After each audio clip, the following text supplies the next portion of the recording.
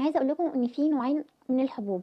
نوع اسمه اكني، وده بيبقى ناتج عن ان بصيلات الشعر بتنسد بسبب الدهون اللي بتفرزها الغدد الدهنيه، فبيبتدي يظهر الحبوب. يعني هي مش سببها عدوى، مش سببها بكتيريا، لا.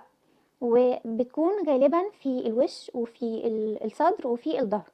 فانتي لو بيطلع لك حبوب في المناطق دي، فهتبقي عارفه انه السبب عندك اكني، وان السبب غالبا بسبب الافرازات الدهنيه الكتير اللي سدت بصيلات الشعر.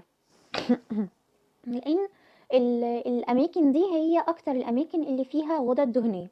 في بقى نوع تاني اسمه فوليكولايتس.